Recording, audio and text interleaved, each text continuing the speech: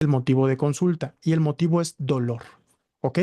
Entonces, una cosa es dolor, otra cosa es debilidad. Y eso es bien importante que lo analicen a la hora de hacer el diagnóstico de enfermedades autoinmunes o reumatológicas. No es lo mismo dolor, no es lo mismo debilidad, ¿ok?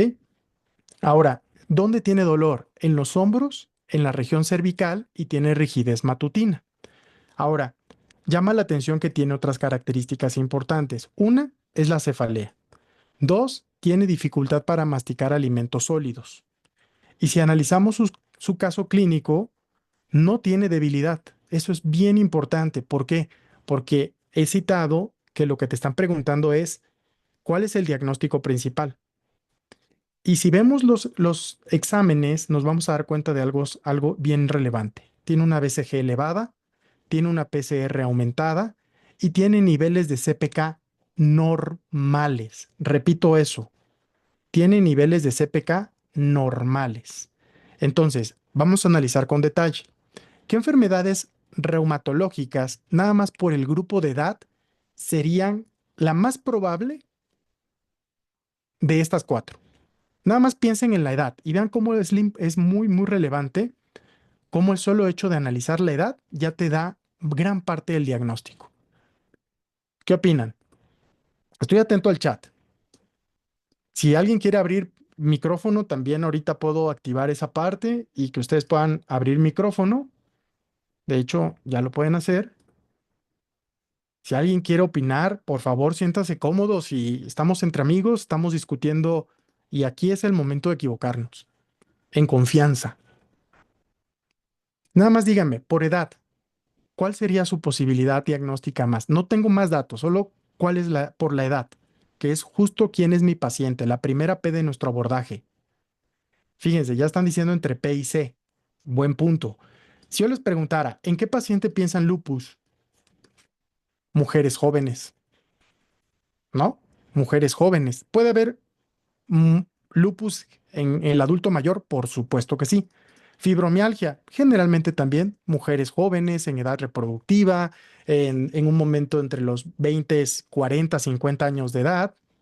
Ahora, ¿qué enfermedades pueden ocurrir? Las miopatías inflamatorias, pues pueden ocurrir entre la tercera, quinta década de la vida y la polimialgia reumática después de la quinta década. Ahora les pregunto nuevamente, fíjense cómo nada más analizar el puro elemento de quién es mi paciente puede ayudarles a llegar a la respuesta correcta. Si ustedes ven cómo contestaron en esta primera pregunta, lo paso aquí y vean, les comparto. 33% se fue por la posibilidad de polimiositis y un 25% llegó con la respuesta correcta que es polimialgia reumática. Y cuando ya Sofi, bien por Sofi, mencionas que tiene manifestaciones craneales, dificultad para la masticación, cefalea y puede tener alteraciones visuales, entonces mi sospecha ya no es solo una polimialgia reumática, es de que el paciente tenga arteritis de la temporal. ¿Ok? Pero quiero que me digan si les parece que el solo ver en la edad pudo haber mejorado las posibilidades de respuesta, porque aquí solamente llegamos a un 25% de respuestas correctas. Y vean cómo nada más el grupo etario jugó un papel sumamente relevante, sumamente importante en el análisis del caso clínico. Estas sesiones no son para contestar rápido, son para analizar, para fortalecer el pensamiento crítico, el razonamiento clínico. Entonces, veamos. Cambio esto, contesto polimialgia reumática y veamos qué tiene de retroalimentación. Primero, que la polimialgia reumática se asocia frecuentemente a la arteritis de las células gigantes. Que los síntomas de dolor y rigidez de músculos proximales, cefalea, claudicación mandibular, sensibilidad en la región temporal y reactantes inflamatorios agudos como BCG y PCR son característicos de esta condición inflamatoria. La fibromialgia, como su nombre lo dice, que es dolor, pero este dolor es un dolor crónico difuso, no tiene reactantes de fase aguda aumentados, no desarrollan anemia de inflamación, tampoco tienen claudicación ni tienen hipersensibilidad temporal. Lupus. Lupus puede dar lo que sea, anemia, fiebre, artritis, anemia hemolítica, serositis, convulsiones, mielitis transversa. Pero si ustedes ven aquí, no tiene ni manifestaciones mucocutáneas. No es mi primera posibilidad a los 73 años. Y la polimiositis, de lo que se caracteriza, no es de dolor, es de debilidad. Y otro dato importante, si tengo la palabra miositis, ¿qué significa eso? Que hay inflamación. Y si hay inflamación, lo que yo esperaría es que el biomarcador más importante para evaluar inflamación debe de estar elevada la CPK. ¿Quedó claro? Por favor, contéstenme porque si no pienso que estoy solito o que no me creen. Ok, perfecto. Entonces, vean cómo analizando pueden llegar al diagnóstico. Este caso nos pidió el diagnóstico. Sin embargo, el ENARM parte de que tú ya sabes cuál es el diagnóstico. Entonces, ¿qué esperan en polimiositis? Esperan debilidad y elevación de CPK. ¿Qué esperan en fibromialgia? Que le duela todo el cuerpo, que tengan intestino irritable, insomnio, distimia. ¿Qué esperan en lupus? Que además del dolor poliarticular simétrico, no hayan erosiones, que haya anemia, que haya eritema malar, úlceras orales, caída de cabello, trombocitopenia, leucopenia, linfopenia. Entonces, aquí lo que estamos haciendo es fortalecer el diagnóstico y todo lo que ustedes tienen que tener en mente a la hora de analizar un caso clínico. Entonces, 25% dio con la respuesta correcta de polimialgia reumática. Ahora vamos a analizar el siguiente caso. ¿De qué tiene riesgo este paciente? Por ahí Sophie comentaba algo bien relevante. ¿Con qué lo asociaron? ¿Con qué deben de asociar polimialgia reumática? Con arteritis de células gigantes o arteritis de la temporal. Y si tengo inflamada la arteria temporal, ¿qué creen que pueda tener también afectada? La perfusión del ojo.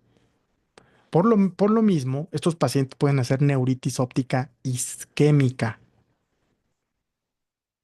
Entonces, la respuesta correcta era pérdida visual irreversible. Y si ustedes ven cómo contestaron esta pregunta número 2, van a ver que la mitad se fue por miopatía inflamatoria. Solamente ese mismo 21%, 25% dijo, no, pues es que esta es una arteritis de la temporal. Vamos a ver, ahí está. Entonces, analizando este caso clínico, me dice, a ver, la arteritis de células gigantes puede ocasionar oclusión de la arteria oftálmica y de sus ramas, dando neuropatía óptica isquémica, que es la complicación más temida si no se instaura tratamiento con glucocorticoides rápidamente.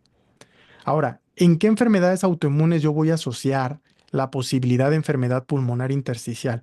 Esto lo puedo ver más en las enfermedades, en la polimiositis y menos común en la dermatomiositis, pero eso es muy de enfermedad pulmonar intersticial, que estos son los que tienen anticuerpos anti-Jo1. ¿Recuerdan un síndrome? Aquí les voy a dar, y aquí quiero que me digan, ¿recuerdan un síndrome donde hay fibrosis pulmonar, donde hay miositis, que tiene anticuerpos anti-Jo1? ¿Cómo se llama ese síndrome? Exacto, antisintetasa. Si ustedes buscan síndrome de antisintetasa, tiene dedos en manos de mecánico, tiene CPK elevada, aldolasa elevada, que traducen daño muscular y enfermedad pulmonar intersticial. Entonces, aquí esta respuesta no era enfermedad pulmonar intersticial porque no se trata de un caso de miopatía inflamatoria. Ahora, lesión renal aguda. La lesión renal aguda no es común en las vasculitis de gran calibre, como polimialgia reumática, arteritis de la temporal. ¿En qué vasculitis sí es muy común la lesión renal aguda? En las de pequeño vaso, exacto, Aixa. En las de pequeño vaso, en Wegener, en poliangitis microscópica, en Shure-Strauss, ¿ok? Y la miopatía inflamatoria, aunque pueda haber dolor muscular, en la polimialgia reumática no hay debilidad ni elevación de CPK. Por eso no pienso en una miopatía inflamatoria. Ahora, por último, me paso a al tercer caso clínico, a la tercera pregunta. ¿Qué tratamiento le toca? Y aquí les voy a preguntar, ¿cuál de estos fármacos actúa de manera inmediata? Hay dos fármacos que actuarían de manera rápida e inmediata. ¿Cuáles de esas dos opciones actúan rápido? Como para pensar en un tratamiento inicial.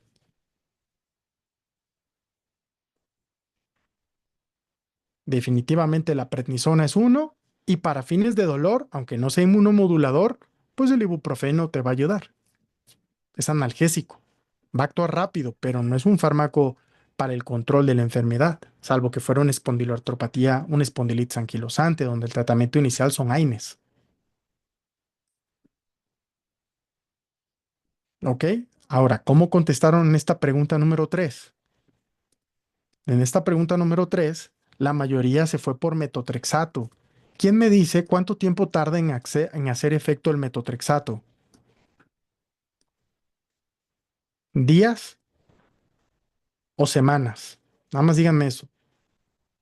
Semanas. El metotrexato, para que tú tengas un efecto inmediato, lo que tienes que hacer es esperar entre 4 y 6 semanas su efecto para alcanzar esto. Entonces lo que hacemos es, voy a hacer un dibujo, espero que no me salga tan mal, es en los momentos más tempranos de la enfermedad, dejo los esteroides y los voy disminuyendo poco a poco, pero a la par voy dejando los tratamientos inmunomoduladores, los inmunomoduladores, para que en la fase muy temprana de la enfermedad, es decir, muy en este momento, el paciente tenga efecto por los esteroides. Pero después de un mes, mes y medio, que ya tengo la dosis de metotrexato, ya tengo la dosis de la satioprina, ya tengo la dosis del adalimumab, del etanercept, del infliximab, entonces en ese momento lo que yo necesito ir haciendo es bajar las dosis del esteroide. ¿Quedó claro? Entonces, otra vez, este caso que vimos ahorita es un caso de una vasculitis de gran calibre llamado arteritis de la temporal, tiene una asociación muy importante con polimialgia reumática y entonces no olviden que los pacientes con arteritis de la temporal pueden tener alteraciones visuales, pueden tener dolor en la cintura pélvica, en la cintura escapular. ¿Qué significa esto? En el ENAM te lo van a preguntar cómo no se puede peinar y no se puede poner de pie, porque tiene dolor, no debilidad, tiene dolor. Dolor para, no puede levantar los brazos por dolor y no se puede levantar de la silla porque le duelen. Por eso el nombre de polimialgia reumática. ¿Ok? ¿Qué tal? ¿Qué les pareció este caso clínico? Pónganme aquí en el chat del 0 al 10 en temas de complejidad. 10, el muy complejo, 0, nada complejo. ¿Qué pasó, Jesús? Ok, está bien, no, está bien. Ahora, no importa de qué punto partamos, sino en qué punto nos quedamos después del análisis. Ahora sí, ya contésteme a partir de este momento de cuánto bajó, de un 7 a un 3, de un 11 a un 9, no sé, pónganle. Ok, bueno, bajó 4 puntos, eso es el importante, estamos avanzando. De un 8 a un 6, ok. De un 7 a un 4, Dani, ok. Se quedó muy parecido, ¿va? Entonces, aquí pues le tocaba Predni y entonces la Predni hace efecto inmediato. La administración de cocorticosteroides reduce la inflamación vascular y previene las complicaciones graves como la pérdida visual. Y todo lo demás que les decía, en realidad es en el largo plazo. El metotrexato es en el largo plazo. El tocilizumab es un antiinterleucina 6 que se utiliza en casos refractarios. Y el ibuprofeno alivia los síntomas de dolor, pero no trata la inflamación vascular y no prevendría la pérdida visual. ¿Quedó claro? ¿Les parece si pasamos a otro caso clínico? Nos llevamos en este primer caso clínico 20 minutos. Ok, bueno. Ok, veamos el siguiente caso clínico. Nos dice que este paciente es un paciente de 72 años de edad. Acude a consulta llevado por su hija debido a pérdida de la memoria progresiva en los últimos 6 meses, asociado con dificultad para realizar actividades cotidianas como manejar y administrar sus medicamentos. Antecedente de hipertensión arterial sistémica, diabetes tipo 2 y enfermedad coronaria. Pérdida de la memoria. Tiene una TA de 152/80, cardíaca en 82, respiratoria en 14, 36,5 de temperatura y satura 97%. Tiene reflejos asimétricos, una leve hemiparesia derecha y marcha alterada, y tiene un mini mental de 20 puntos sobre 30. La TAC muestra múltiples lesiones hipodensas en regiones subcorticales. Y nos están preguntando aquí, ¿cuál es el mecanismo? Y aquí partimos ya del diagnóstico. ¿Cuál es el mecanismo fisiopatológico subyacente que explica los síntomas del paciente? La acumulación de proteína tau hiperfosforilada, los depósitos de beta amiloide en la corteza cerebral, las pérdidas de neuronas dopaminérgicas en la sustancia negra o la disminución del flujo sanguíneo cerebral. Entonces, lanzo esta votación, esta pregunta número 4. Pueden contestar.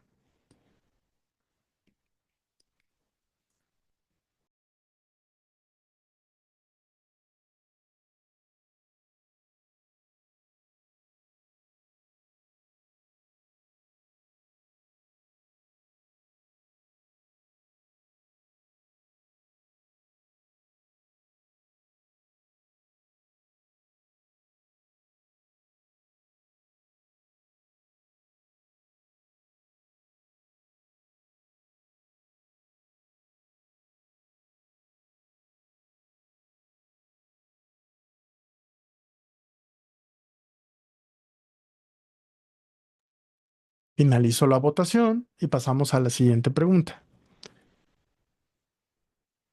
¿Qué puntaje en la escala de isquemia de Hashinsky indicaría la coexistencia de demencia vascular y enfermedad de Alzheimer?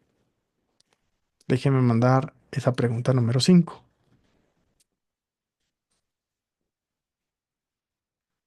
Pueden contestar.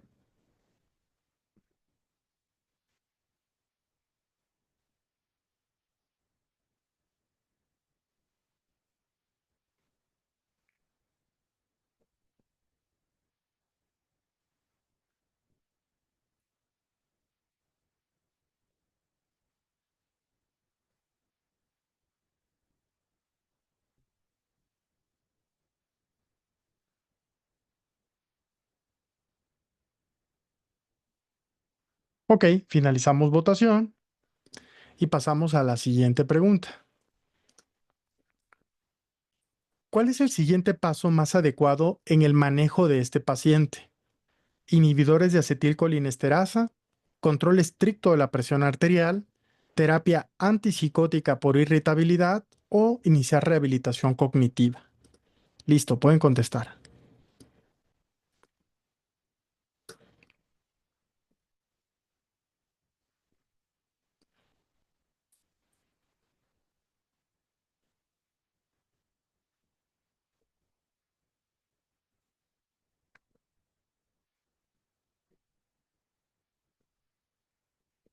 Cinco segundos.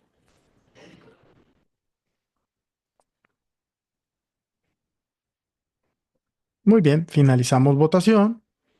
Listo.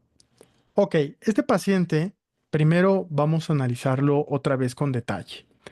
Entonces, voy a poner quién es mi paciente. ¿Va? Lo primero que estoy analizando es que tiene 72 años nuevamente y sí tiene comorbilidades. Vean lo importante, es hipertenso, tiene diabetes y tiene enfermedad coronaria. Si yo tuviera que resumir este paciente antes de saber por qué viene, lo estoy analizando como un paciente con alto riesgo cardiovascular. Es hipertenso, es diabético, es hombre, tiene más de 60 años, 55, dependiendo del lugar donde refiramos. Es un paciente que al menos tiene ahí 4 factores de riesgo cardiovascular: la edad, el género, la hipertensión, la diabetes y el quinto, enfermedad coronaria. Tiene cardiopatía isquémica, entonces tiene una enfermedad cardiovascular establecida. Ahora, ¿por qué lo veo? Porque tiene un padecimiento crónico de 6 meses de evolución, manifestado por pérdida de la memoria progresiva. ¿Ok? Noten que no es una pérdida súbita, no es una pérdida de la memoria progresiva.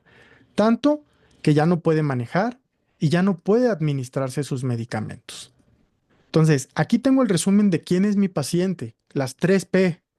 Primero es un paciente de 72 años, hipertenso, diabético con cardiopatía isquémica. Tiene 3 meses con pérdida de la memoria. ¿Qué nos llama la atención desde el punto de vista de la exploración física? Te dicen que tiene irritabilidad, está apático, se ha caído frecuentemente, pero llama la atención que está hipertenso. Ahora, tiene algo muy peculiar del adulto mayor. ¿Alguien sabe cómo se define este tipo de hipertensión arterial?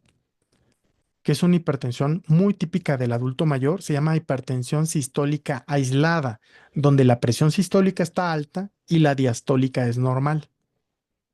La cardíaca, la respiratoria, la saturación está bien, pero aquí viene otro dato. Además de ser hipertenso, tiene hipertensión sistólica aislada, Sofi, bien, tiene algo que parece ser algo vascular, tiene leve hemiparesia. Entonces, te das cuenta aquí que tiene un dato de focalización y tiene un mini mental francamente anormal, 20 de 30 puntos. Y te están describiendo un ataque que no solo te hace ver que no solo es el leve hemiparesia que tiene del lado derecho, pues puede asociarse con lesiones hipodensas compatibles con isquemia. ¿Ok? ¿Están de acuerdo? ¿Ya todos están de acuerdo con el análisis del caso clínico? Porque de una vez sabiendo qué tiene mi paciente, voy a poder contestar de mejor manera. Entonces, ¿cuál es el mecanismo por el cual subyace los síntomas de este paciente? Voy a ver cómo contestaron y voy a contestar de acuerdo a cómo ustedes están contestando. Entonces, la pregunta número 4, la mayoría dijo depósitos de beta amiloide en la corteza cerebral. ¿Ok? ¿De qué nos están hablando aquí o qué estamos sospechando de demencia tipo Alzheimer? Sin embargo, ¿qué es lo que predomina en mi paciente? ¿Qué es lo que predomina? Lo vascular, los datos isquémicos, las lesiones hipodensas, la hipertensión sistólica aislada, que es diabético, que tiene ese... ¿Ok?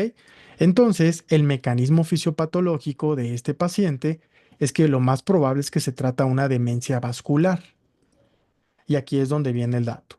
La demencia vascular se debe a lesiones isquémicas que alteran el flujo sanguíneo cerebral y esto ocurre en pequeños vasos. De hecho, hay una entidad llamada enfermedad de pequeño vaso o enfermedad lacunar, que es muy característica de los pacientes hipertensos de larga evolución. Entonces, no vayan a caer en la trampa en el ENARM de decir, ah, claro, es una demencia tipo Alzheimer, ¿no? Y te estás dando cuenta que es un paciente con todos los miles y millones de factores de riesgo cardiovascular. Y aquí te dice que tiene lesiones hipodensas en las regiones subcorticales. Ahora, si yo estuviera pensando en enfermedad de Alzheimer, ahora sí se las compro. Los depósitos de beta amiloide en la corteza cerebral es el mecanismo principal de la enfermedad de Alzheimer. Esta inicia o se caracteriza con alteración de la memoria episódica. Y los hallazgos no son a nivel cortical, son a nivel de hipocampo. Ah, bueno, además tiene atrofia, pero lo que afecta más es a nivel de hipocampo y no tendría lesiones hipodensas compatibles con infartos. Tampoco un paciente con demencia, con enfermedad de Alzheimer no tendría que tener hemiparesia derecha. Eso tampoco va para enfermedad de Alzheimer. El mecanismo fisiopatológico de pérdidas de las neuronas dopaminérgicas en la sustancia nigra es el cuadro de Parkinson. Y aquí este paciente ni tiene temblor, ni tiene bradicinesia, ni tiene rigidez, que son características muy peculiares de Parkinson. La triada de rigidez, bradicinesia y temblor. Y esta acumulación de proteína tau hiperfosforilada sería para la demencia frontotemporal. ¿Ya vieron? En un solo caso clínico estamos repasando 4 enfermedades neurológicas. Demencia tipo Alzheimer, demencia vascular, enfermedad de Parkinson y demencia frontotemporal. Entonces, el análisis de este caso clínico, aunque es un solo caso clínico, lo estamos analizando completo, de manera integral. Esto sería para la demencia frontotemporal. La depósitos de beta amiloide sería para Alzheimer. Esta sería para Parkinson, la respuesta correcta. Y esta sería para enfermedad lacunar o también llamada O de pequeño vaso. O también le pueden llamar enfermedad multiinfarto. ¿Quién levanta la mano y me dice, yo me fui con la finta?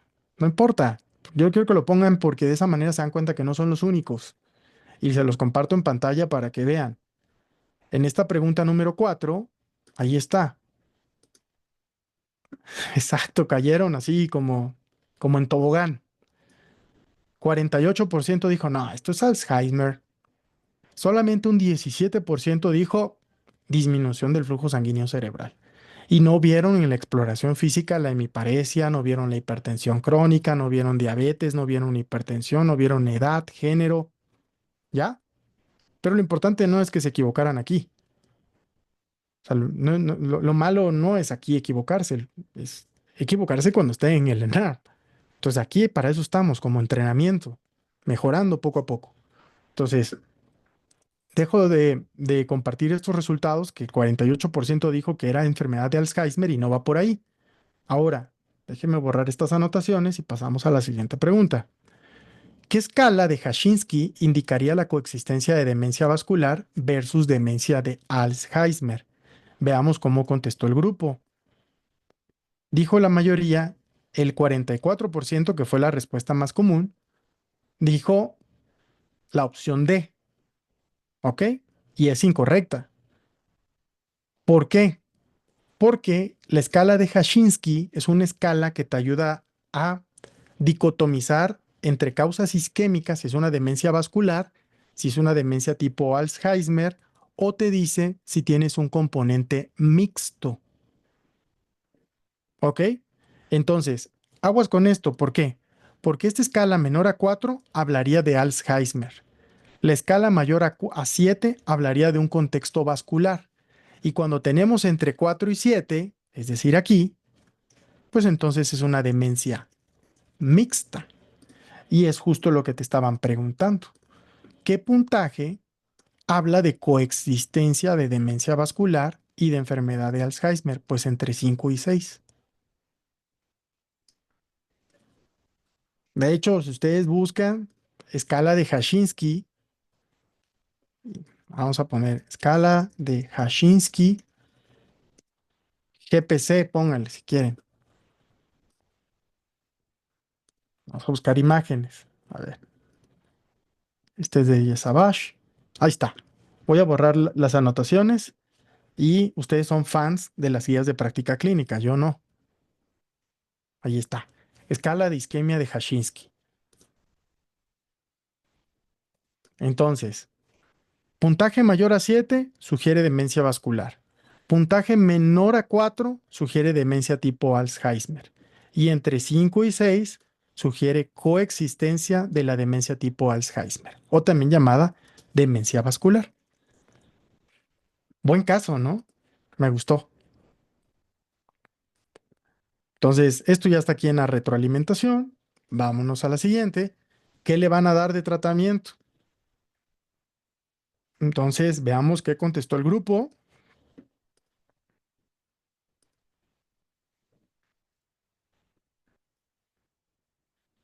La más común fue inhibidores de acetilcolinesterasa. ¿Ok?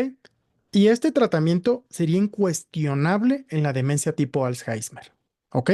También podemos utilizar antagonistas de NMDA o N-metildeaspartato, como la memantina en cuadros moderados graves, pero yo quiero que ustedes analicen. Yo le doy ribastigmina a este paciente, que sería un inhibidor de acetilcolinesterasa. Le doy donepezilo a este paciente. Va a mejorar. La pregunta es, ¿estoy atendiendo el mecanismo fisiopatológico de este paciente? ¿Qué opinan? El mecanismo de daño, el mecanismo vascular, ¿se trata con inhibidor de acetilcolinesterasa? Porque sintomáticamente va a mejorar, pero no estoy quitando el sustento que me lleva a ese padecimiento.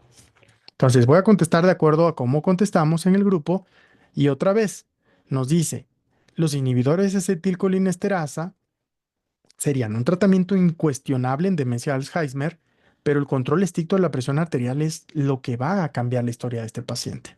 Entonces, si ustedes ven aquí, en un paciente con demencia vascular, el manejo principal incluye optimizar los factores de riesgo vascular como hipertensión, diabetes y dislipidemia. El control adecuado de la presión arterial disminuye la progresión de las lesiones cerebrales y previene nuevos eventos isquémicos. Los inhibidores de acetilcolinesterasa, aunque son útiles en Alzheimer para mejorar el déficit cognitivo, no tienen evidencia en el caso de demencia vascular pura. Pueden considerarse en demencia mixta, con predominio de Alzheimer, pero ahí tendríamos que tener un score de Hashinsky entre 5 y 6. La terapia antipsicótica sería para pacientes que tienen síntomas conductuales graves. Y la rehabilitación cognitiva, pues sería parte del tratamiento, pero no es un paso que vaya a cambiar la historia natural, ni es un paso inicial. Entonces, no sé qué les pasó, qué les pareció este caso clínico. Esta última pregunta, evidentemente, como siempre, todas nuestras preguntas siempre están clasificadas en la especialidad, la subespecialidad, el subtema que se está analizando y cuál es la toma de decisiones y el manejo clínico. Entonces, entre más contesten, les va a ir dando mejores métricas y mejores cuadros de desempeño en cada una de estas áreas, cómo andan en MI, cómo andan en neuro, cómo andan en enfermedades neurodegenerativas y cómo andan particularmente en el área de conocimiento, razonamiento y de toma de decisiones y manejo clínico. Ahora sí, otra vez, misma pregunta, póngame dos valores, complejidad del caso inicial y con cuánto terminamos. Ejemplo, 9-5, así, o 9-3, o 10-9. A ver, ¿qué opinan? Para que terminemos de asimilar esto. Ay, ¿qué pasó, Karen? O sea, no te ayudé en nada, pues. 8-5, 9-8, híjole, tampoco bajamos mucho. 6-3, no importa. El chiste es moverse del lugar.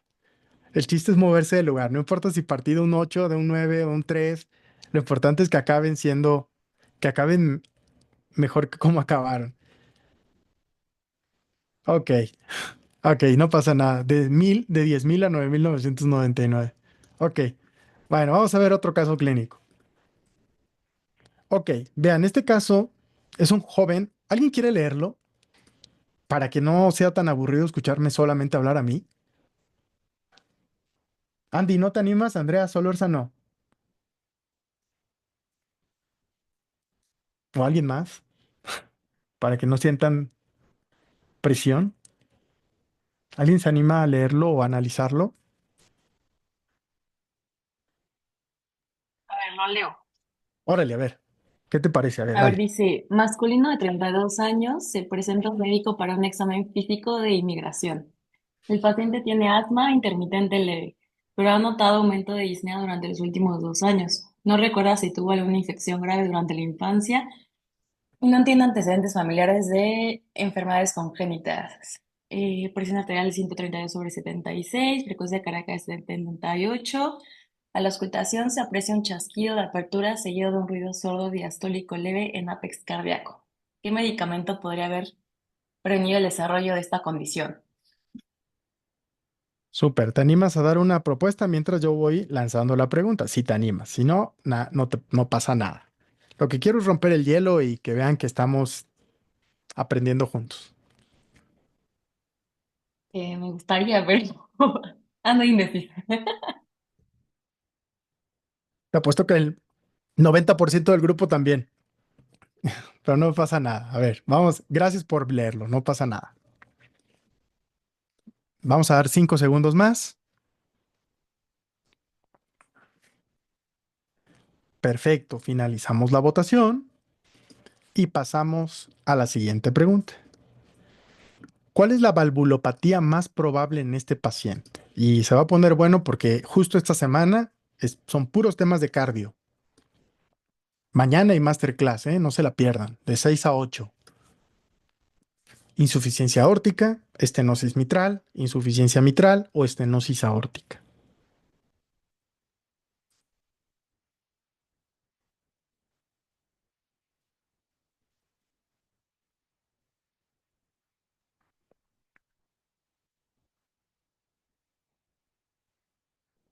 Muy bien, vamos a finalizar votación y vamos a pasar a la siguiente pregunta. ¿Cuál es el agente etiológico más probablemente involucrado? pueden contestar.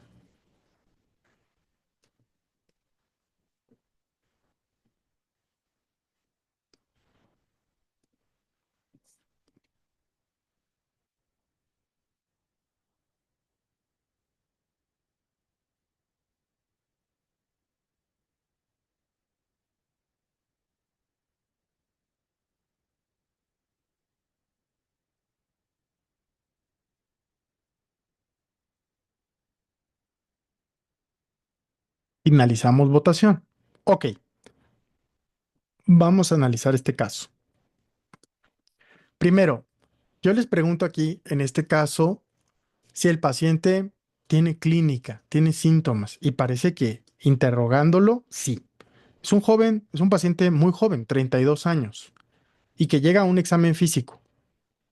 Tiene asma intermitente leve y refiere que aumentó la disnea durante los últimos 2 años. Entonces dices, bueno, a lo mejor tiene que ver con el asma o puede ser otra cosa.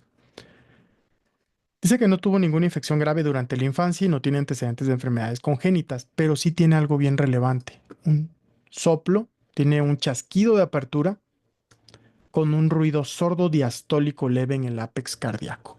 O sea, este paciente estamos sospechando en una enfermedad valvular, en una enfermedad cardíaca valvular, ¿ok? Entonces, no tiene síntomas de falla cardíaca, no tiene edema, no tiene derrame pleural, no tiene ascitis, ingurgitación yugular, reflujo abdominojuglar, que serían datos ya clínicos avanzados de insuficiencia cardíaca. Pero vamos a ver cómo contestaron. ¿Por qué? Porque estamos sospechando en una enfermedad valvular. Pero la pregunta fue, ¿qué medicamento podría haber prevenido? O sea, lo que se trata aquí de analizar es qué pudimos haber dado para evitar este problema. Entonces, veamos cómo contestaron. En esta pregunta número 7, la mayoría dijo indometacina. Un 50% dijo indometacina y un 36% mencionó penicilina. Bueno, vamos a contestar lo que más frecuentemente pusieron, la indometacina, y nos dice, a ver, la indometacina es un antiinflamatorio no esteroideo, ¿ok? Entonces, bien, Jesús, ya tú hiciste un análisis por ahí. Es un paciente asmático, puede tener incremento en el riesgo de infecciones de vías aéreas superiores, de infecciones por estreptococo beta hemolítico del grupo A y por lo tanto secuelas de fiebre reumática. Diego vino a complementar que sospecha en una valvulopatía reumática. Entonces, veamos. La cardiopatía reumática es la secuela más común y más grave de la fiebre reumática. La profilaxis contra la infección de estreptococo beta hemolítico del grupo A tiene objetivo de prevenir la progresión de la enfermedad cardíaca y el tratamiento de elección es penicilina G benzatínica intramuscular. Super. Entonces, ¿qué fármaco pudo haber evitado esto? Pues la penicilina. Ahora, veamos la siguiente pregunta.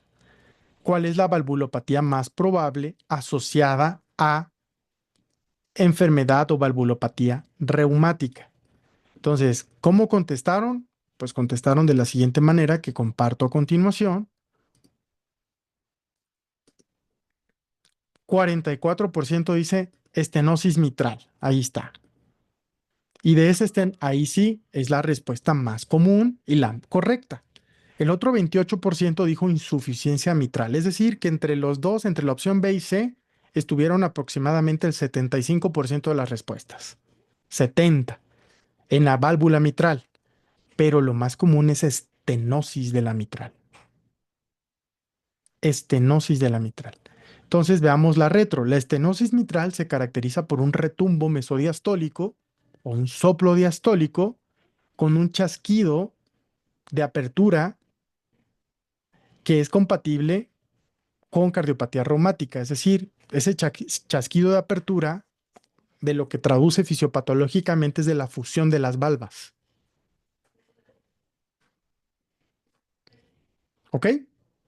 Entonces, segundo elemento, estamos hablando de estenosis mitral, cardiopatía reumática, un joven de 32 años con este chasquido de apertura, con un soplo diastólico. Siempre los soplos diastólicos son anormales. Nunca va a ser un soplo diastólico normal. Ahora pasamos a la siguiente. ¿Cuál sería el agente etiológico más probable? Entonces, la votación para esta pregunta número 9 fue el Streptococcus pyogenes. Noten cómo no es neumonía, viridans o agalactiae. Están contestando el 50% del grupo en piógenes y es la respuesta correcta. La fiebre reumática es una complicación no supurativa de la infección faríngea por estreptococo beta hemolítico del grupo A, piógenes, y los síntomas se desarrollan 2 a 3 semanas después, incluyendo faringitis, artritis, carditis, corea, nódulos y eritema marginal. ¿Va? A lo mejor aquí los agarré muy en curva porque justo el módulo de cardiología lo vamos a empezar esta semana. ¿Ok? Entonces, ¿quién me contesta rápidamente qué temas teníamos que leer hoy o estudiar hoy de acuerdo a nuestro calendario?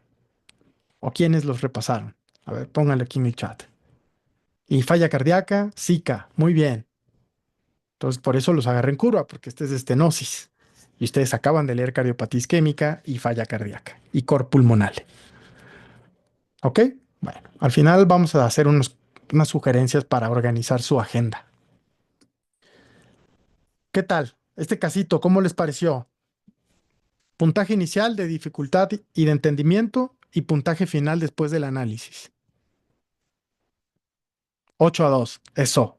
5-2, 6-4, 6-3, 8-2, eso. Muy bien. 6-4, Mariana, Patricia de 6-3, José Juan de 7-3, Dani también bajó de 10-6. Vale. Ok, lo que quiero es que participen. Entonces vamos con otro caso clínico. Muy bien, José. Ok, veamos este caso. ¿Alguien se anima a leerlo? Vamos. ¿Quién les va a juzgar? Nadie. Yo lo leo. Vale, gracias, Regina. Adelante. Dice, masculino de 48 años con antecedente de rinitis alérgica y asma acude a urgencias por disnea súbita y rinorrea acuosa de 24 horas tras ingesta de aspirina por cefalea. Signos vitales, tensión arterial 130/85, 100 de cardíaca, 26 de respiratoria, 36,5 de temperatura y saturando 89%. En la exploración física, edema en cornetes, pólipos nasales bilaterales, sibilancias respiratorias difusas con uso de músculos accesorios. Laboratorios, leucocitos de 8,000, 12% eosinófilos, gasometría arterial con 732 de pH, PCO2 de 50, PO2 de 58, espirometría con F1 FBC de 65%, que mejora 72% post-broncodilatador. Súper. Perfecto. Entonces vamos a lanzar la pregunta para que no se sientan que les estoy presionando demasiado a que contesten aquí. Vamos a ver. Pregunta número 10. ¿Cuál es el mecanismo de exacerbación de este paciente? ¿Aumento de bradicinina, aumento de leucotrienos, deficiencia de alfa-1 antitripsina o mal apego a tratamiento?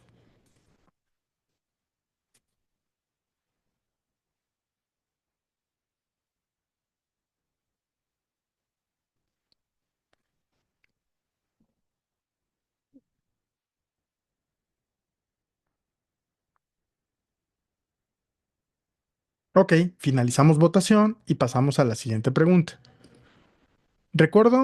Dice, de acuerdo a la fisiopatología del paciente, ¿cuál es la mejor estrategia terapéutica a largo plazo para este paciente? ¿Acitromicina, montelukast, prednisona oral o atenolol? Listo, pueden contestar.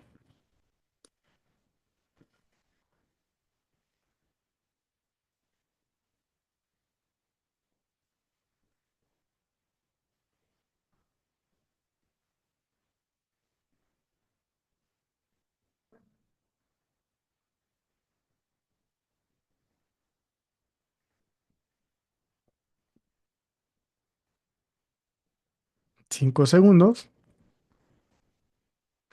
Finalizamos votación y pasamos a la siguiente pregunta. ¿Qué complicación es más probable con el uso frecuente de salbutamol? ¿Hipotiroidismo subclínico, acidosis metabólica, bradicardia sinusal o hipocalemia? Es una gran pregunta también. Y va orientado hacia los efectos adversos de una terapia.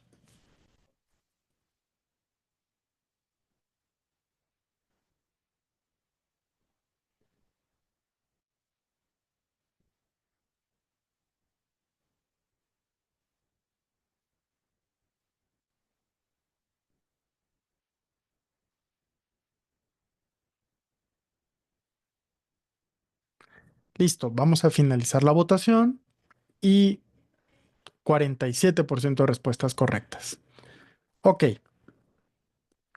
muy bien. Entonces, nuevamente, si aquí tengo un caso de un joven, bueno, un paciente de 48 años, em, tiene antecedente de rinitis alérgica y asma. ¿De qué habla esto? Primero, de que hay un componente de atopia importante, un componente alérgico, un componente 48 años con rinitis alérgica y asma. Ahora, ¿por qué lo veo?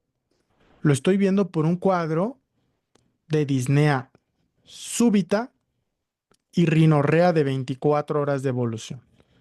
Y tiene un factor detonante, aspirina por cefalea. ¿Ok? Entonces, muy bien, muy bien. Entonces, cuando analizo la exploración física, me doy cuenta que tiene edema de cornetes, que tiene pólipos nasales, que tiene sibilancias, de lo que habla es de broncoconstricción. Ahora, ¿cómo interpretan esa espirometría en temas basal, esta interpretación basal? FEP1 FBC de 65%. Hasta ahí. ¿Qué habla? ¿Es una FEP1 FBC normal? ¿Sugiere restricción pulmonar o sugiere obstrucción pulmonar?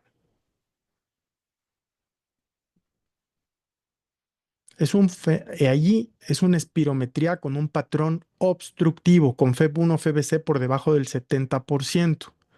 Ahora, ¿qué opinan de la gasometría? Vamos a tratar de sacarle el máximo provecho a este caso clínico. Tengo un pH de 7.32 y tengo una PCO2 de 50 con una PO2 de 58. Está interesante esa gaso. Primer elemento, es correcto. pH tiene acidemia. ¿Por qué? Porque tiene menos de 7.35.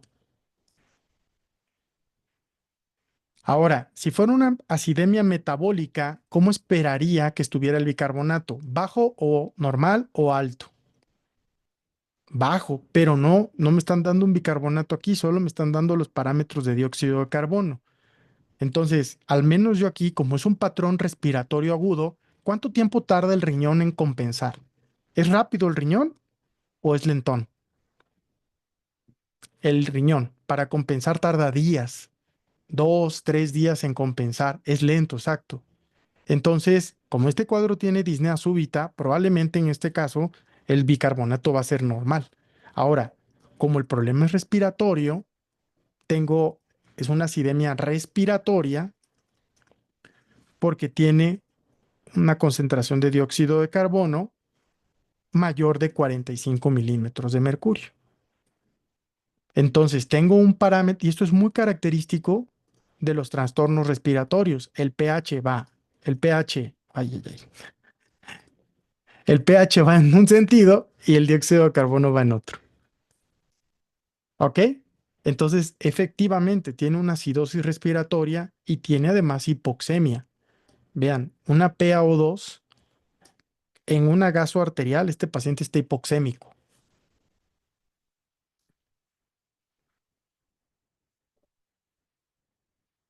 Ahora, no mejora tanto con el broncodilatador, que esto pensaríamos más en EPOC, porque no hay tanta mejoría con el broncodilatador.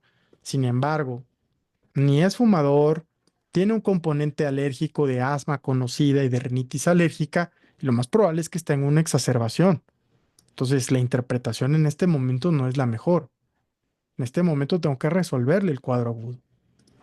Ahora, veamos, ¿cuál es el mecanismo fisiopatogénico? La mayoría contestó en esta pregunta número 10 que era un aumento de leucotrienos, 71%. Pregunta nada más, yo siempre les digo, pero si alcanzan a ver cuando proyecto los porcentajes, sí, sí se ve, ¿verdad? Perfecto. Ok, gracias. Entonces, 71% dijo aumento de leucotrienos. Vamos a contestar. Y efectivamente, en este caso, el paciente tiene una exacerbación de asma inducida por aspirina, lo que sugiere una triada de Samter que está compuesta de asma, de pólipos y de hipersensibilidad a antiinflamatorios no esteroideos. En este caso, la inhibición de la ciclooxigenasa 1 por la aspirina desvía el metabolismo del ácido araquidónico hacia la vía de los leucotrienos, aumentando su producción y causando broncoconstricción grave. ¿Ok? ¿Por qué las otras no son correctas? Si bien el mal apego a tratamiento es una causa común de exacerbaciones asmáticas, aquí teníamos un desencadenante claro, que el paciente tuvo cefalea y tomó aspirina. Y sabemos que la aspirina aumenta leucotrienos y por lo tanto, como el paciente tiene pólipos nasales, ya tiene un contexto de asma y hubo un empeoramiento de la broncoconstricción, pues completas esta triada. Ahora, la deficiencia alfa-1 antitripsina. La deficiencia alfa-1 antitripsina no se asocia con asma, de lo que se asocia es con enfisema. De hecho, cuando tenemos pacientes jóvenes con enfermedad pulmonar obstructiva crónica, ya recuerdan que hay dos fenotipos, el fenotipo bronquitis crónica y el fenotipo de enfisema. Entonces, cuando tenemos un paciente con EPOC joven, sin el antecedente de tabaquismo, una de las sospechas diagnósticas más importantes es la deficiencia de alfa-1 antitripsina. Ahora, el aumento de la bradicinina no tiene que ver con la triada de Samter. El aumento de la bradicinina tiene que ver con angioedema. Angioedema, y esto puede ocurrir cuando usamos no AINES, sino cuando utilizamos inhibidores de la enzima convertidora de angiotensina. De hecho, este es uno de los mecanismos por los cuales el ECA, los inhibidores de ECA, pueden dar tos por incremento de bradicinina y de sustancia P, que no ocurre con los ARA2. ¿Ustedes recuerdan qué porcentaje de los pacientes que toman YECA les da tos?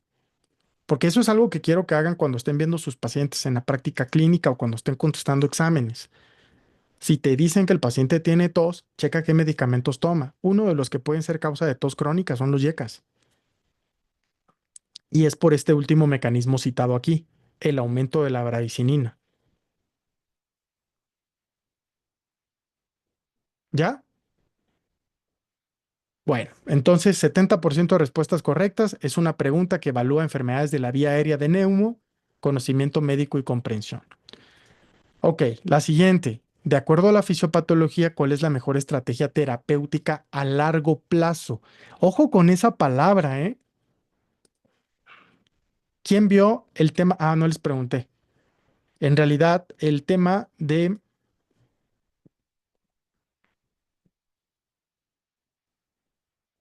¿Quién vio esa palabra? A largo plazo.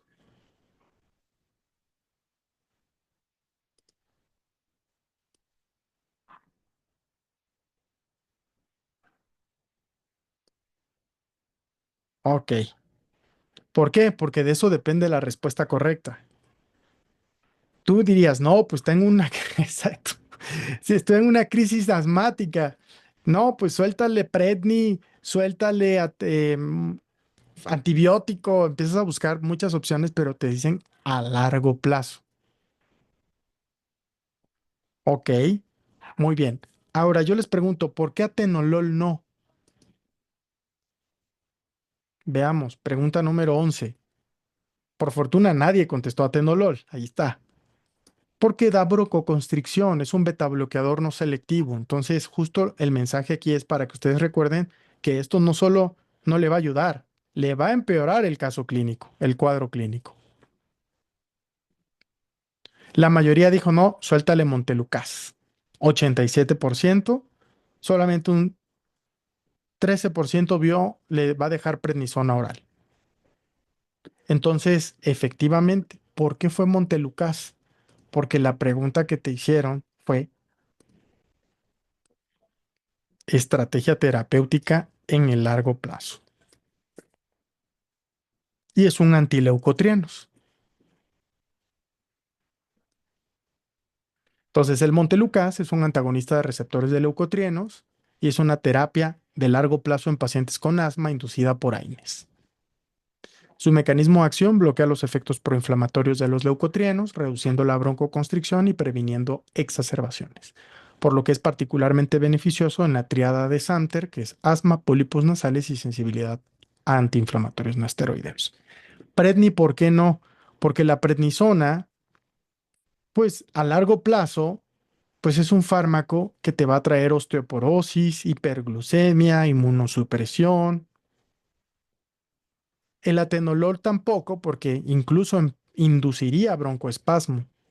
Y la acitromicina no se utiliza como profilaxis en asma, se utiliza en profilaxis de EPOC, ¿ok?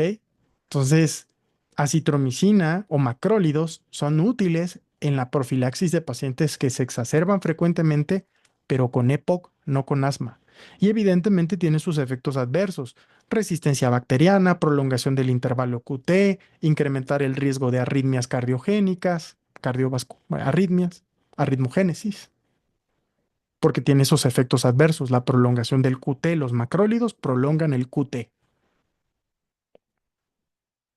¿Ya quedó? Entonces, pues aquí también 80%, por fortuna, en esta última pregunta ya estuvo mucho más fácil, 87%. Ahora vayamos a la siguiente. ¿Qué complicación tendríamos? Y aquí, ojo con esta pregunta. También te dice, ¿qué complicación es más probable con el uso frecuente de salbutamol? Y el 45%, que fue la respuesta más común, fue hipocalemia. Ahora, me preocupa, y lo pongo aquí, no les quiero decir eso para que no se me angustien, pero justo es un efecto adverso at- contrario, ¿eh? 40% del grupo dijo bradicardia sinusal, y los beta agonistas, los beta 2 agonistas, justo lo que dan es taquicardia. Entonces yo creo que ahí claudicaron porque pensaron en taquicardia sinusal y contestaron bradicardia sinusal. Ese 40% cayó ahí, tal vez por no leer, por confundirse. Entonces, el efecto adverso, recuerden, imagínense que yo tengo una célula aquí. Esta es una célula.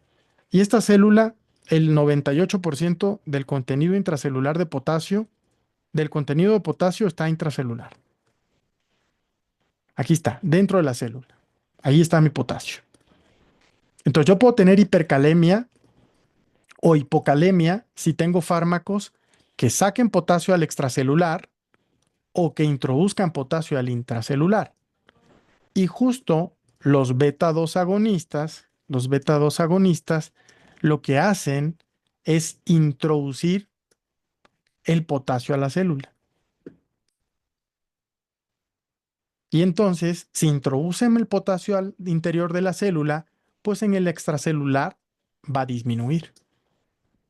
Por lo tanto, la respuesta correcta era hipocalemia. ¿Ok? Ahora les hago una pregunta para aprovechar este caso clínico. ¿Qué otro fármaco podría hacer este mismo efecto de introducir potasio a la célula? ¿Cuál se les viene a la mente? Que es muy importante. De acuerdo, la insulina. De acuerdo, la insulina. ¿Qué otro fármaco o enfermedad? La tirotoxicosis. ¿Ok? Si el paciente está tomando hormona tiroidea o viene con tirotoxicosis, de hecho, si ustedes les preguntan cuál es la causa más común de parálisis periódica hipocalémica adquirida, parálisis periódica hipocalémica adquirida, la respuesta es hipertiroidismo. Y es por este mecanismo. Como tengo exceso de hormona tiroidea, pues tengo este efecto de introducir potasio al interior de la célula. El paciente no tiene déficit de potasio corporal total. Lo que tiene es solo un movimiento del extra hacia el interior de la célula. ¿Ya quedó?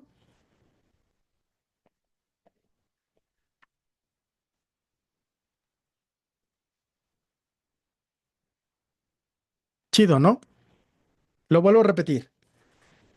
Hay medicamentos como los que citamos ahorita, insulina, beta 2 agonista, hormona tiroidea, que interiorizan el potasio a la célula. Por lo tanto, disminuyen en el extracelular y el paciente bajan las concentraciones séricas de potasio, que sería la hipocalemia. Entonces, cuando tengo una enfermedad como el hipertiroidismo, puedo estar continuamente metiendo potasio al interior de la célula y el paciente acude a urgencias por debilidad. Y entonces yo digo, Guillain-Barré, le tomas unos electrolitos séricos y te das cuenta que tienen 2,3 de potasio. No es Guillain-Barré, es una parálisis periódica hipocalémica. ¿Sí quedó claro? Ahora sí, súper, Mike. Muy bien. Ok, entonces el resultado era en el 45% del grupo contestó hipocalemia. Y ahí está toda la explicación. Súper. Entonces, nada más voy a recalcar el punto donde sigo poniendo el limón en la herida, pero es para que no lo olviden. Por fortuna aquí no sabemos quiénes contestaron bradicardia sinusal, no pasa nada. Pero los beta 2 agonistas justo lo que condicionan es lo contrario. Estimulan el sistema nervioso simpático y por lo tanto causan taquicardia en lugar de bradicardia. Los que dan bradicardia son los beta bloqueadores. Esos dan bradicardia. Y el exceso de beta 2 agonistas lo que va a producir o puede causar es alcalosis respiratoria, no acidosis metabólica.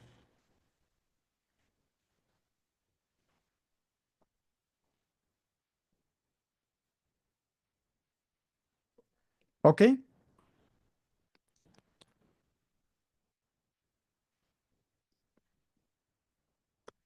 ¿Cómo van?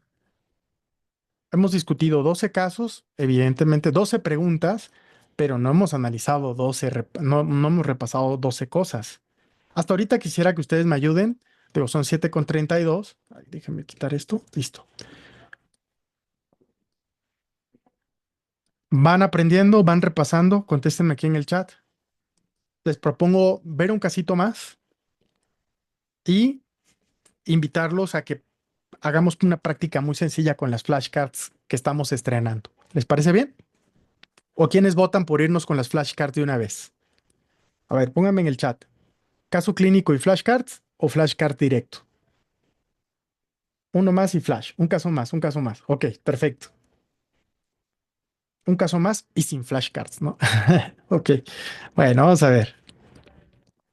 Bueno, vamos a ver este caso clínico. Lo voy a leer yo para irme un poco más rápido y lo voy a ir analizando a la par con la finalidad de que mejoremos nuestro porcentaje de respuestas correctas. Es una mujer de 68 años, tiene hipertensión, tiene sobrepeso y acude a consulta por un cuadro crónico de 6 meses de evolución caracterizado por dolor persistente en la rodilla derecha.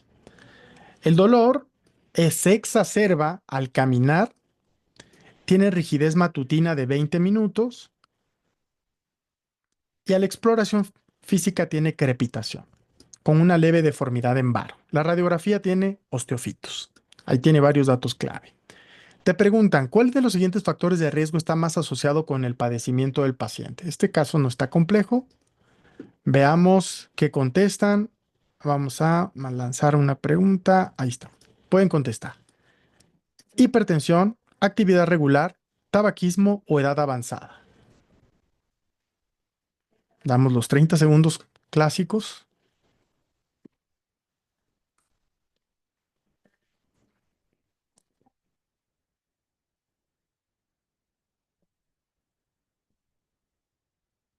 Muy bien.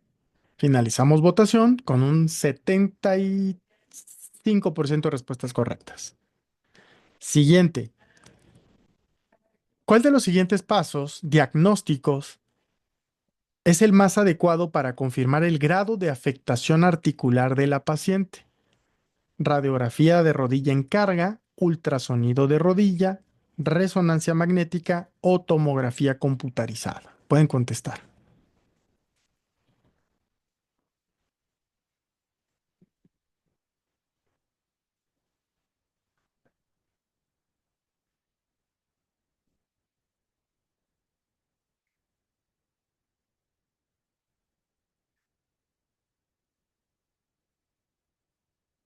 Cinco segundos.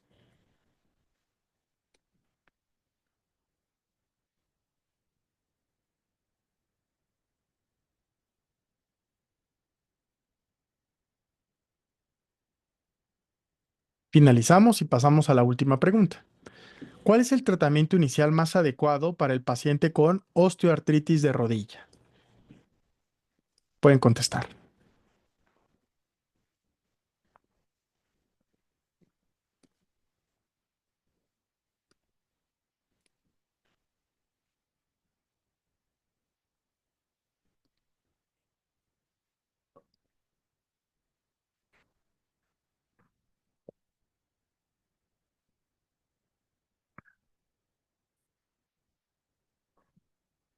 Muy bien, finalizamos votación. Ok, muy bien. Ahora, vamos, ¿qué diagnóstico tiene? Para todos creo que es muy claro que este paciente tiene un cuadro de osteoartritis degenerativa. ¿Puede la osteoartritis dar rigidez? Por supuesto que sí, pero es una rigidez de corta evolución, de corta duración, menor a 30 minutos. El paciente tiene datos clásicos como la crepitación de la rodilla y es muy importante también tomar en cuenta que es unilateral, ¿ok? Es un cuadro de dolor en la rodilla crónico de 6 meses de evolución, tiene sobrepeso. Entonces, veamos en relación a cuál de los factores de riesgo es el más importante. Y la verdad es que esta es una pregunta un poquito con jiribilla y está muy sencilla. Y el 80% pues está de acuerdo que la edad avanzada es el principal factor.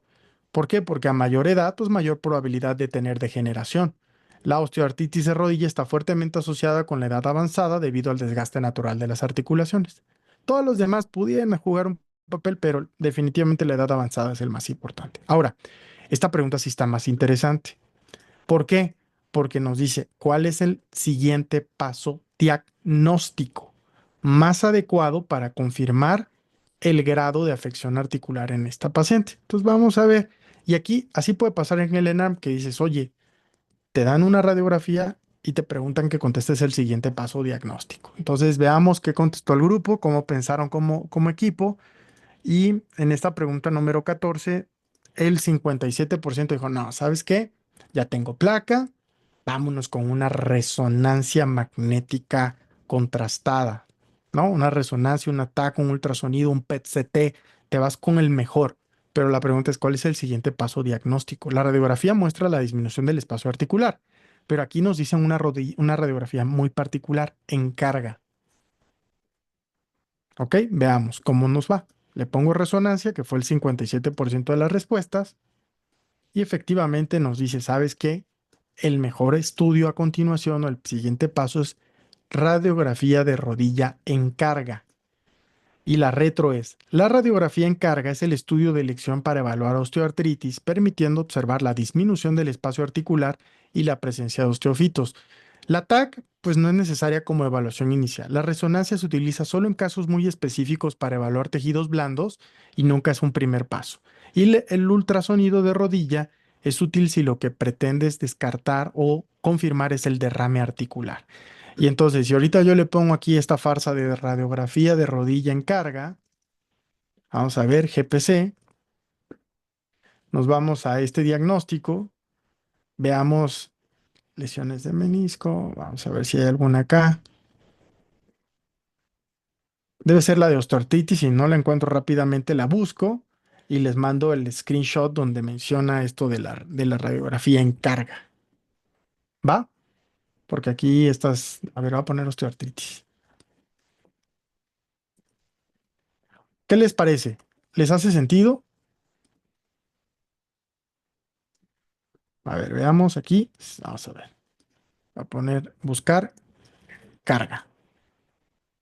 No, no encargada. Miren, vean esto. Las proyecciones radiológicas. Ay, ¿qué hice? Perdón.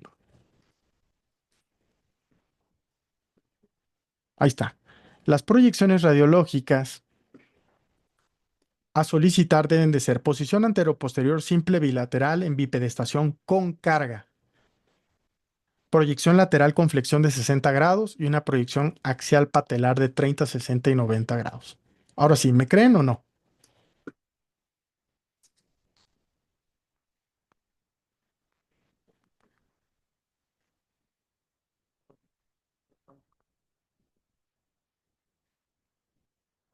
¿Ok? Bueno, entonces la respuesta correcta era radiografía de rodilla en carga, bipedestación en carga, todas las proyecciones que dicen ahí en la práctica clínica y nada más. Ok, hasta aquí, antes de que se vayan. ¿Qué tanto les gustó la sesión? Déjenme lanzar aquí una votación. La, discu- la- Estas sesiones, si quieren invitar a algún amigo, compañero, no importa. A ver, listo, a ver, contesten ahí, regálenme 2 minutos. Si les parece que les voy llevando bien, qué tan satisfechos están, cuál fue tu caso favorito, y ahí hay un montón de cositas. Nada más. 2 minutillos contestando esa pregunta y voy a ir cerrando aquí el simulador. Recuerden que el simulador, en la medida que ustedes más van contestando, les va a ir dando mejores métricas. Yo les invito a que todos los días programen un momento, un tiempo que solo ustedes saben para contestar estas preguntas. ¿Ok? Entonces, pónganle 30 minutos y contesten 10 preguntas diarias, pónganle 1 hora de su día para contestar 15, 20 preguntas diarias con la retroalimentación. Aprovechenlo, ¿ok? El simulador es para eso. Por ejemplo, ahí 83% está diciendo que la dificultad de los casos está en un nivel moderado, un nivel apropiado, y solo un 20% anda en que están difíciles. Nadie dice que están muy difíciles y mucho menos nadie dice que están fáciles. Entonces ahí ustedes tienen un comentario que créanme que lo vamos a revisar con mucha, mucha calma. Y ahí ya también estamos viendo cuál es su caso favorito de los que discutimos el día de hoy. Muy bien, en general, bastante equilibrada la sesión. Ok, vamos a finalizar la votación o les doy unos segundos más en lo que van terminando y vamos a hacer un ejercicio muy rápido, unos minutos, 15 minutos, para que probemos esta nueva herramienta que les compartí en el chat de WhatsApp. También lo pueden compartir, no pasa nada. Y es déjenme ponerlo en grande, ahí ¿se ve bien? Déjenme cambiar el perfil,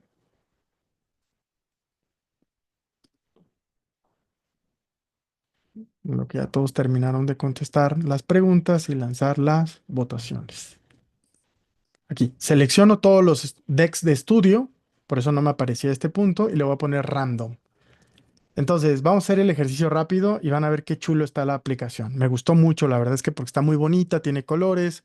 Anki es extraordinario, pero es un poquito más tediosón. ¿Ok? Entonces, déjenme ver si ya la votación ya terminaron todos de votar. Ya voy a finalizar la votación, por si alguien ya quedó, pónganle lo punto y listo. Ok. Muy bien. Vamos a ver cómo funciona esto de el aprendizaje activo y la repetición espaciada.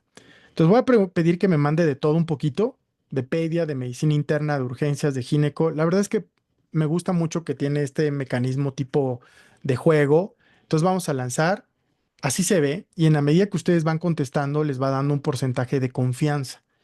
Entonces ahí empieza la cuenta regresiva y dice, ¿qué hallazgos en exploración física sugieren neumonía bacteriana adquirida en la comunidad en niños? Entonces, yo creo que vamos a quitar esa. Y entonces dice, ¿qué hallazgos? Bueno, pues el típico disnea, tos, expectoración, ¿ok? Entonces viene, pues los estertores crepitantes, la taquipnea y el uso de músculos respiratorios accesorios con cianosis en casos graves. Dices, bueno, esta está muy sencilla, le voy a poner un 5 porque ya me la sé. ¿En qué grupo de edad es más frecuente la apendicitis aguda? ¿Qué opinan? Esto es de las guías de práctica clínica del 2009. Ay, ay, ay, ya le di clic, perdón. Entre 10 y 30 años según la GPC, aunque en realidad se puede presentar en cualquier grupo etario. Y dices, bueno, esta tiene un 3, vamos a dejarla ahí. ¿Cuándo se recomienda realizar una placa de tórax en niños con neumonía bacteriana adquirida en la comunidad? Esa es de la GPC del 2021. ¿Cuándo creen que le tienen que hacer una placa? ¿Le hacen placa a todos los niños con neumonía o solamente en algunos? Ok, si clínicamente sospechas una neumonía complicada con derrame pleural, menciona Mike. Ok, ¿alguien más? Si está hipoxémico, si requiere hospitalización, puede ser otro criterio. Perfecto, Dani. Entonces dices, bueno, vamos a ver. Le doy revelar respuesta y dice, solo en casos de duda diagnóstica, en sospecha de complicaciones, que serían derrame pleural, hipoxemia, porque requirió hospitalización. Nunca hospitalizas una neumonía si no tiene criterios de gravedad. Puedes tratar una neumonía ambulatoria, pero si lo hospitalizaste, tienes sospecha de derrame pleural o no tienes o no te queda claro que tenga neumonía, pues pídele la placa. Pero la conclusión es no le tengo que tomar placa a todos. Entonces dices, bueno, esta quiero que me la recuerde pronto. Le voy a poner un 2. Dos hallazgos clínicos que aumentan significativamente la probabilidad de síndrome coronario agudo.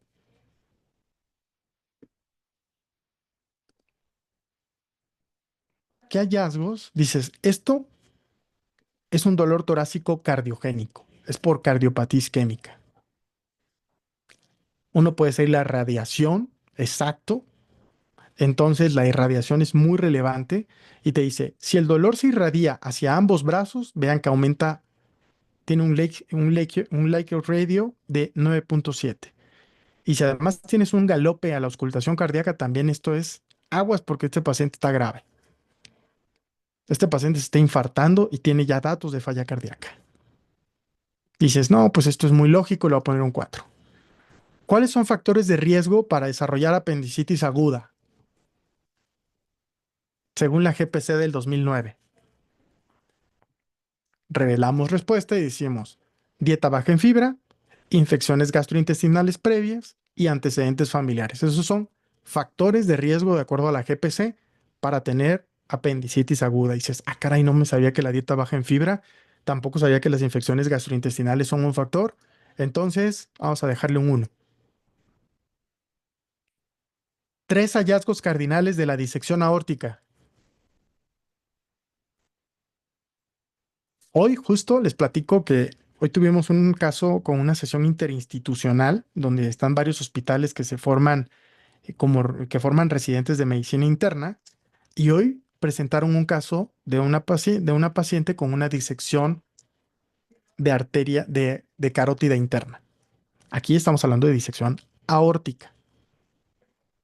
Entonces, por ejemplo, aquí ya alguien está diciendo diferencial de pulsos, el mediastino ensanchado en la radiografía de tórax y la aparición de un soplo de regurgitación aórtica. Dices, ah, esa no me la sabía, quiero que la recuerde pronto. Un 1.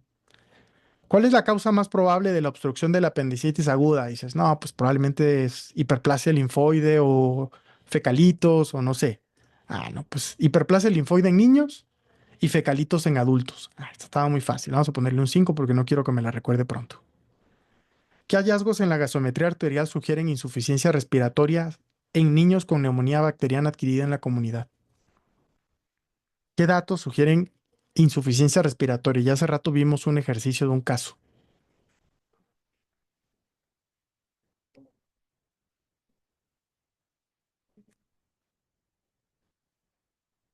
Ok, eso sería de una acidosis respiratoria, no de una insuficiencia respiratoria. Noten cómo la definición es diferente.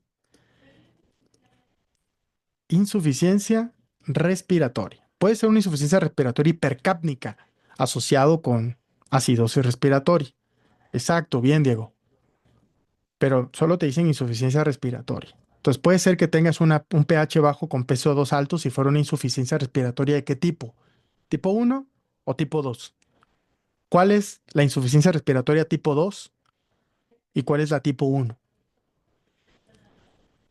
La tipo 1 es hipoxémica y la tipo 2 es hipercápnica. Entonces, los que hayan contestado pH bajo con CO2 alto, como Miguel y Regina, efectivamente puede ser una insuficiencia respiratoria tipo 2, pero en una neumonía bacteriana no es mi insuficiencia respiratoria más común. Eso puede ocurrir cuando ya el niño se agotó, ya tiene déficit respiratorio. Lo primero es que que tenga una insuficiencia respiratoria hipoxémica con PO2 disminuido. Entonces veamos qué pone. PaO2 menor de 60, que sería una hipoxémica en el primer, o una hipercápnica, que sería el escenario de un paciente con una tipo 2. ¿Ok? Entonces, ahí al final les di la razón. porque pueden ser las dos, puede ser hipoxémica o hipercápnica. Entonces, esta ya me la sé, le vamos a poner un 3. ¿Y qué rol juegan los virus en la neumonía adquirida en la comunidad en niños? ¿Qué tan importantes son los virus en las neumonías? ¿Qué porcentaje creen que de las neumonías en niños sean por virus? Son las más frecuentes, un 80%. Veamos. Son responsables de hasta el 62% de los casos, especialmente en menores de 2 años. GPC del 2021. Y ya. Dices, esta ya me la sabía, vamos a ponerle un 4. Al final, fíjense, esto está muy lindo porque te empieza a decir de todas las que contestaste, cuáles estás muy seguro con un 5, cuáles estás más o menos seguro y cuáles de plano no te las sabías. Y entonces en la medida que ustedes vayan contestando, pues les va a ir acomodando cuáles son las preguntas que no se saben bien y que te las va a repetir con más frecuencia y entonces vas a estar pasando esas preguntas que no te sabes bien hacia las que sí te sabes. Y esto es un ejercicio súper interesante porque te va a estar dando tu porcentaje de mejoría. Y entonces puedo ver mi dashboard y ya aquí me va a ir hablando y dices, bueno, ahorita ya contestaste 66 de las 360 que tenemos ahí. Y si le sigues a este ritmo, en 1 hora y media te las terminas todas. Y de todas estas que has contestado, ya tienes un 15% de mastery, que de lo que habla esto, básicamente es que es el porcentaje de las flashcards que ya te sabes bien. ¿Qué tal? ¿Qué les pareció este nuevo recurso que les compartí? Evidentemente ahorita todo este mes vamos a estar subiendo muchas preguntas, hasta muchas flashcards, hasta tener, ya las tenemos preparadas, nada más no las hemos podido subir, y, pero tienen con qué entretenerse ahorita por el momento. Si no han descargado la aplicación, les sugiero que la descarguen. Yo ya me volví, ahorita yo ya me emocioné con esto. ¿Por qué? Porque pues estoy contestando preguntas del American College of Physicians.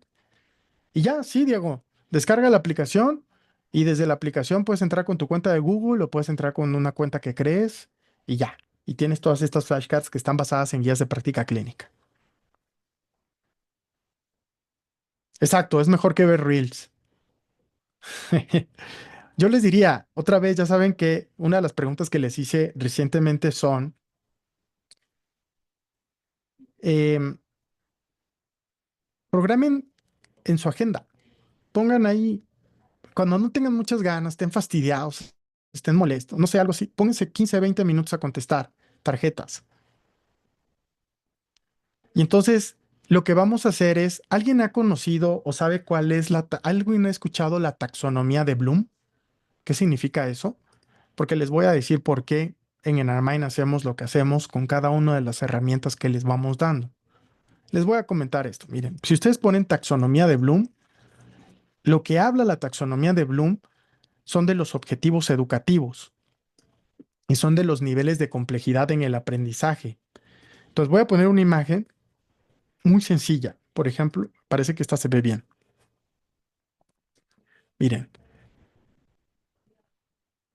la taxonomía de Bloom lo que dice es, yo aprendo de lo más sencillo a lo más difícil. Entonces, ¿qué hacemos con nuestras flashcards actualmente? Lo que vamos a fortalecer en el nivel de aprendizaje es recordar conceptos, hechos, datos, porcentajes. Es recordar, recordar, recordar, recordar, recordar, recordar. ¿Qué hacemos con nuestras videoclases? Pues comprender el tema, mostrar un entendimiento básico de lo que tienen que saber es estrictamente necesario. Clases cortitas, 10, 15 minutos por clase para que ustedes recuerden y comprendan el padecimiento. Y estos niveles más complicados de analizar, díganme qué recurso de Narmine está enfocado en analizar o cuál creen que sea el que está enfocado ahí. Las masterclass, donde aquí vamos juntos, les vamos explicando, examinamos en detalle, descomponemos la información en partes, identificando la causa, el análisis. La aplicación también lo vemos aquí en esta parte con la aplicación del conocimiento para la resolución de problemas. Y estos últimos también, de análisis y de evaluación, ¿Con qué herramienta lo hacemos? De Narmind.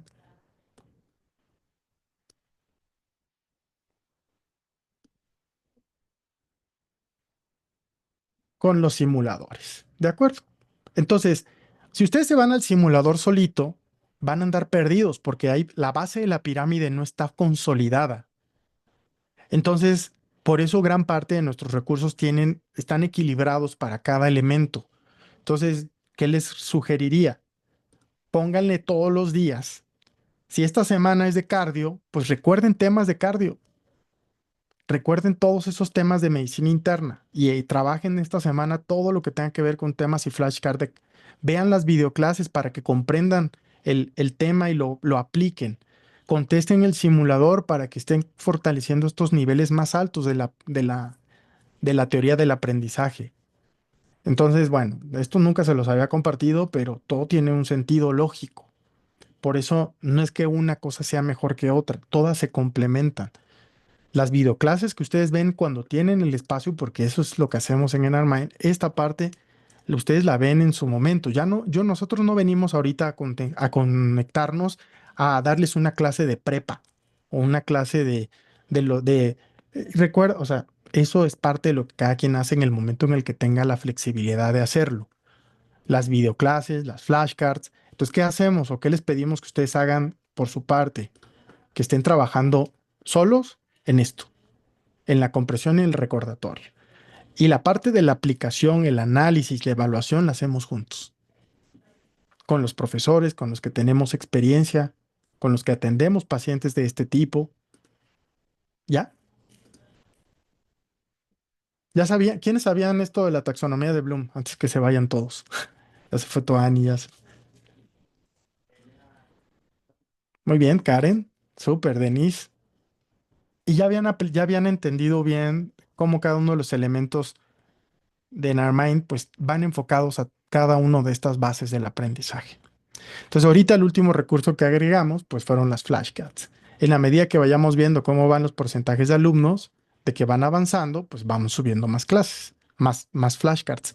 Ahorita no lo he, pero aquí voy a obviar esto nada más para que no vayan a ver los nombres de nadie, pero al final lo que queremos es que ustedes estén contestando preguntas, preguntas, preguntas. Y en la medida que ustedes vayan avanzando y digo, ay, ya nos están ganando, pues subimos más flashcards. ¿Ya? Pues, ¿qué más les puedo decir? Gracias por conectarse el día de hoy. Por ahí me gustaría preguntarles ya por último, quiero tener algunas sesiones con algunos de ustedes para ver cómo podemos ayudarles, saber en qué están atorados, en qué parte pudiéramos apoyarles, ya sea con que yo me conecte junto con la pedagoga, con la licenciada Abril y un servidor, en algunas sesiones 1 a 1 o sesiones 1 a 5, 1 a 8, los que podamos ponernos de acuerdo en sí diferentes horarios y saber en qué podemos mejorar y en qué podemos atorarlo. Ahora sí que no es un grupo de alcohólicos anónimos, sino un grupo como de ayuda, a decir, oye, ¿qué te ha servido a ti? ¿Cómo podemos? También te sientes frustrado porque sientes que no avanzas. O sea, entonces si por ahí alguien se anima, escriban igual un mensajito, no sé, o alguien pone aquí en el chat quienes se animan a dialogar. Y igual, yo estoy tratando de apartar un momento del día para tener sesiones así, unos 15 20 minutos con algún, ya sean por grupos o con cada quien y saber qué les podemos ayudar, en qué le podemos sugerir para que les apoyemos para mejorar. Entonces creo que Shadeni, a partir de Shadeni contestaron, o Diego, a partir de Diego. Ah, Regis también, Regina. Ok, perfecto. Entonces igual por ahí les escribimos un mensajito y a lo mejor empezamos con esta dinámica de sentarnos a dialogar y a platicar y ver cómo podemos organizar la parte de una agenda o decir en qué están atorados, a lo mejor ayudarles en mejorar sus hábitos, porque o sea, al final estaba viendo una masterclass este fin de semana pues, con unas neurocientíficas de Stanford y de Harvard y mencionaban algo bien importante que siempre se les he dicho, todo lo que ustedes estudien en el día, el sueño va a terminar consolidándolo.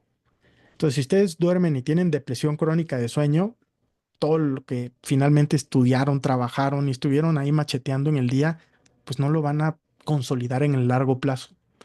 Entonces, yo les insisto, cuiden mucho su cuerpo, cuiden mucho su salud mental.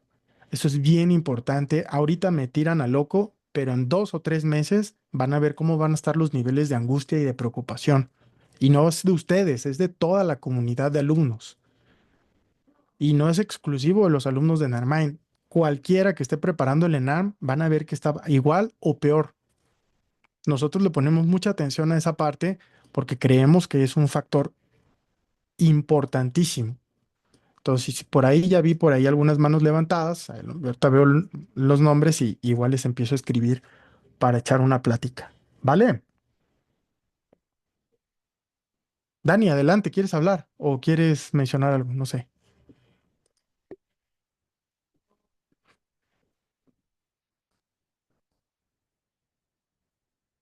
¿No? Ah, ok. ¿Qué pasó? Oiga? No pasa nada, Andrea. No, no, pues al final del día su éxito es el éxito que tenemos todos. Yo disfruto mucho dar clases y la verdad es que para mí no hay nada más emocionante que cuando me los encuentro en la residencia. Hoy fue el primer día de los residentes, muchos fueron mis alumnos, tanto en Armind como en diferentes universidades. Entonces, pues eso así me siento como pavo real ahí, tipo papá, de bien emocionado de verlos ya en el en el primer día de R1. Hoy fue un día muy, muy emotivo para mí y la verdad es que pues es sumamente enriquecedor. Tengo una fotografía de todos los médicos que han hecho el servicio social conmigo y la verdad es que me siento súper orgulloso porque han entrado al instituto y han salido muy bien en el examen y eso pues para mí es algo que no tiene precio, ¿no? Entonces ya hoy tengo un R4 que fue mi pasante, un R3, un R2 y dos R1.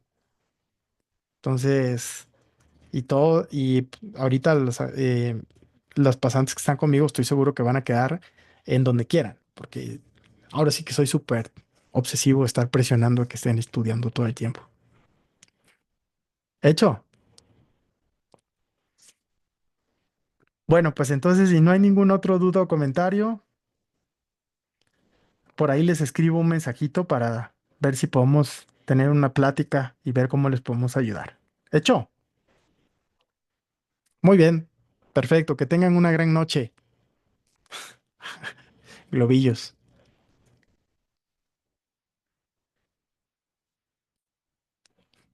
Vale, que descansen. Buenas noches. Hasta luego.